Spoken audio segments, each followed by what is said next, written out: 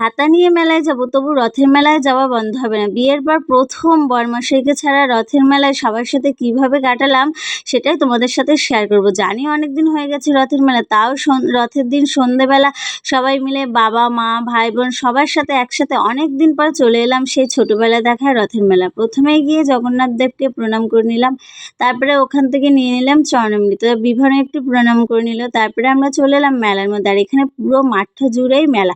আর তারপরে দেখে নিলাম চারিদিকে কি কি দোকান বসেছে। আর এই যে ছোট ছোট হাঁড়ি কড়াইগুলো, এতে কে কে রান্না করেছে ছোটোবেলায় কমেন্টে জানিও।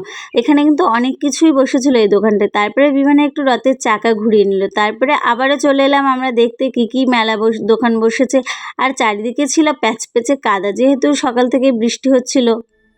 আর মেলা মানে তো এই বাচ্চাদের মিকি মাউসগুলো থাকবেই।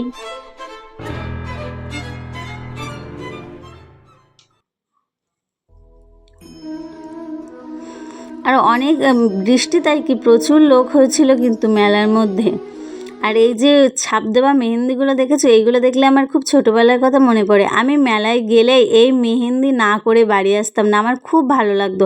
তারপরে মেলা টেলা ঘুরে আমরা দাঁড়িয়ে পড়লাম ফুচকার লাইনে ফুচকা খাওয়ার জন্য। বিভানবাবুও দাঁড়িয়ে পড়েছে আমাদের সঙ্গে। আর কখন বাটিতে একটা ফুচকা পড়বে আর খাবো, সেই মতো বাটিতে একটা পড়েও গেল, টপ করে খেয়ে নিলাম। আর ফুচকা খেয়ে তারপরে চলে এলাম আবার চারিদিকে কী কী আর কী কী দোকান বসেছে দেখার জন্য।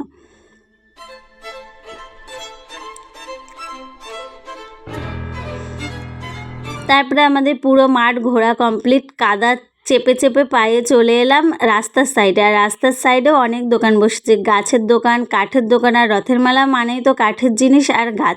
তারপরে কুলফির দোকানে লাইন দিয়ে ওখান থেকে কিনে নিলাম কুলফি, আর কুলফিটা ছিল সেই স্বাদ।